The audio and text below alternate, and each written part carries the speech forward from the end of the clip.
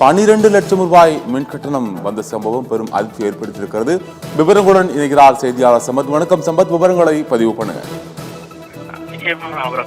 தென்காசி மாவட்டம் ஆழ்வார்குறிச்சி பகுதியைச் சேர்ந்த ஒரு தனிநபருக்கு கிட்டத்தட்ட 12 லட்சம் ரூபாய் மின் கட்டணமாக வந்த செய்தி ஒரு பெரும் அதிர்ச்சியை ஏற்படுத்தியுள்ளது.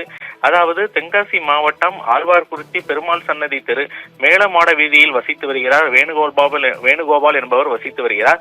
அவரது வீட்டிற்காக மின் செலவினமானது 1 லட்சம் யூனிட்டுக்கு மேலாக சென்றதாகவும் அதற்கான மின் கட்டண தொகையாக ரூபாய் 11,95,000 கட்ட வேண்டும் எனவும் அவரது செல்போனுக்கு ஒரு செய்தியானது வந்துள்ளது.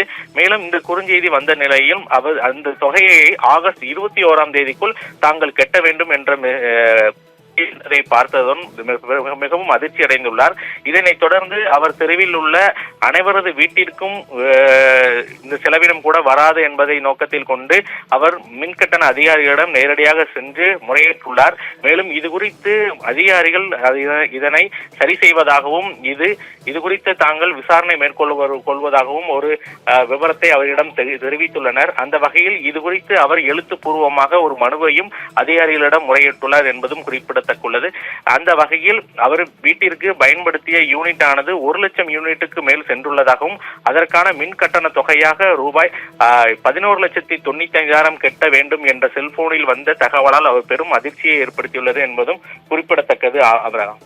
ஜெயச்சந்திரனின் அடடா ஆடியோ ஆஃபர் 5 முதல் 70% வரை டிஸ்கவுண்ட்.